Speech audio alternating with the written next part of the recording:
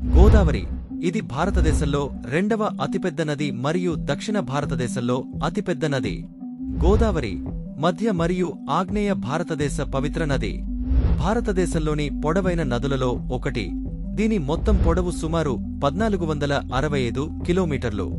ఇది 3,13,000 చదరపు కిలోమీటర్ల డ్రైనేజీ బేసిన్ను కలిగి ఉంది. గోదావరి మధ్య భారతదేశంలో ఒక ప్రధాన జలమార్గం మరియు మహారాష్ట్రలోని నాసిక్ జిల్లాలోని పశ్చిమ కనుమలలో త్రయంబకేశ్వర్లో పుట్టింది. గోదావరి మహారాష్ట్రలో 48.6%, తెలంగాణలో 18.8%, ఆంధ్రప్రదేశ్లో 4.5%, ఛత్తీస్గఢ్లో 10.9% మరియు ఒడిశాలో 5.7% ప్రవహిస్తుంది. ఇది 2 ముఖద్వారాల ద్వారా బంగాళాఖాతంలో కలుస్తుంది. ఉత్తరాన గౌతమి గోదావరి మరియు దక్షిణాన వశిష్రా గోదావరి. ఈ నదిపై శ్రీరామ్ సాగర్ ప్రాజెక్ట్ ఆదిలాబాద్, నిజామాబాద్, కరీంనగర్ మరియు వరంగల్ జిల్లాల నీటిపారుదల అవసరాలను తీరుస్తుంది.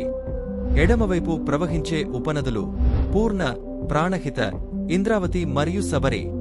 కుడివైపు ప్రవహించే ఉపనదులు ప్రవర, మంజీర, మనైర్, నాసర్ది, సింధఫాన మరియు కిన్నెరసాని.